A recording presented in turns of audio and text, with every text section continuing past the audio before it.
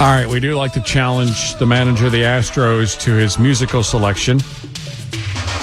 Since he's in Miami, the Astros don't go to Miami very often. We went with Gloria Estefan and the Miami Sound Machine. Mm-hmm.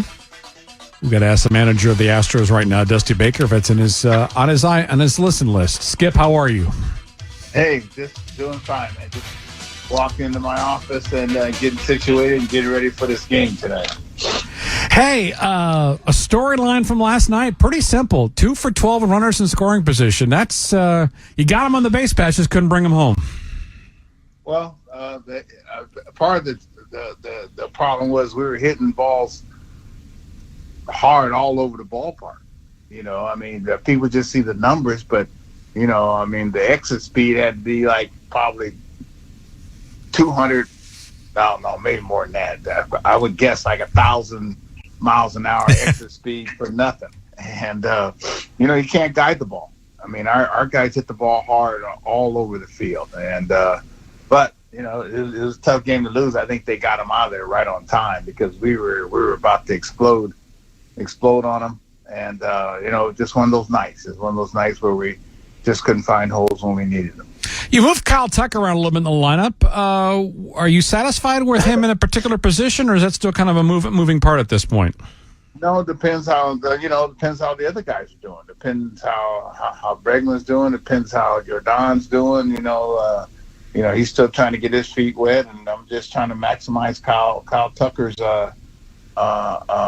fact that he's playing well and having a good year, and probably should be in the MVP, consideration. So, and I got other guys that we're trying to get going. They're trying to get Pena going, trying to get Myers going, the only guys that are really, really going are kind of Altuve a lot and Diaz sometimes trying to get Singleton going. So you're trying to just, I don't like different lineups, but you got to do what you got to do. Like I was watching San Francisco the other day, they've had 100 and something different lineups, and I was a guy that was in many lineups that would rather have me or anybody else hit in one particular spot, but it's not like that if you're trying to get everything moving and trying to get guys back. We were without Altuve for a long time. We were without Alvarez for a long time, and so Tucker and probably Bregman and Diaz were our only real, consistent guys that were doing something on a daily basis whenever they played.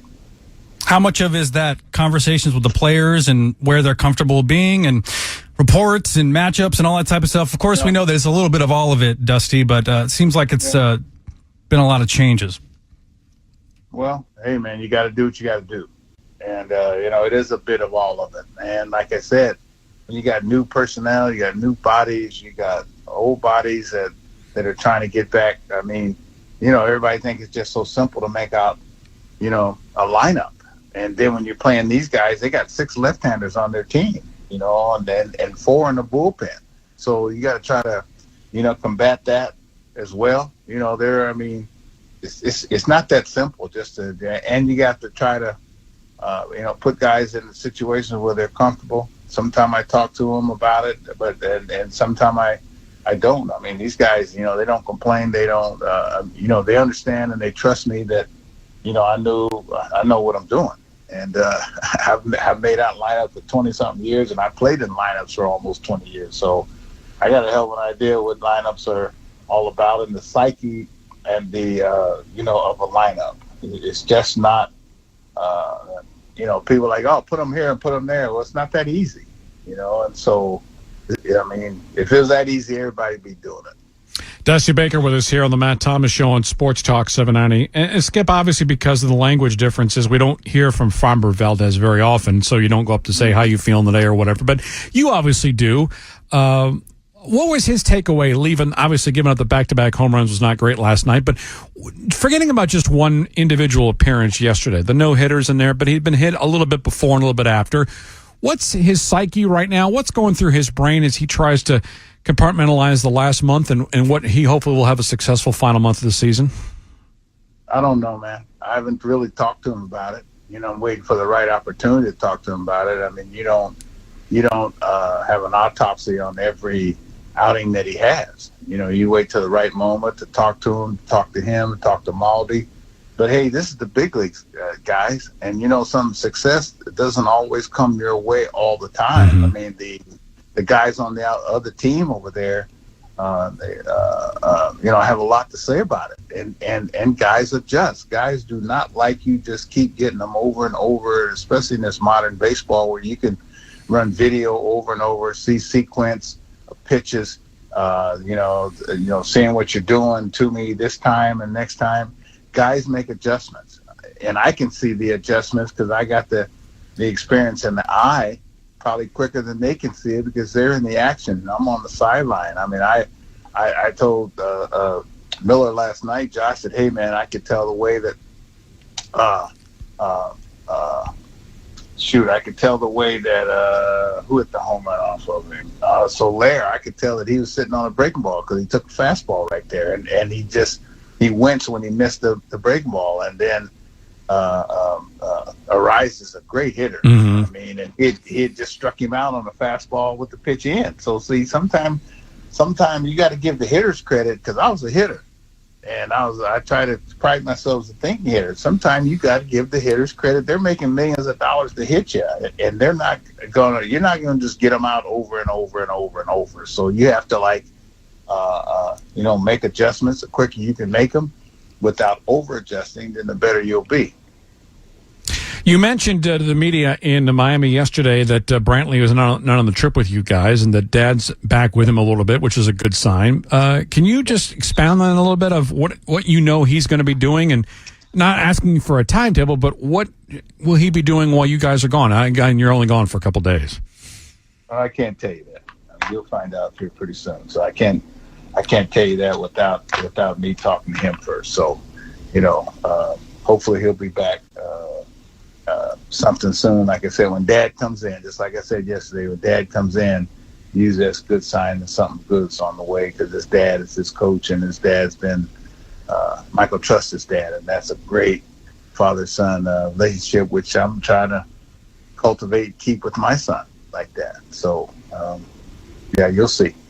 See, when my dad, Dusty, came to me, it was never a good sign. So we all run differently a little bit. When Dad came to see me, it was like I did something wrong. So, Yeah, well, sometimes that's true, too. That's true. But the only time that's a bad situation when only your dad can come see you and you have I feel sorry for you if that's... Nah, I just kidding a little bit. I know. Hey, you moved Hunter Brown to the bullpen, and again, everything is fluid, but what are you seeing from him?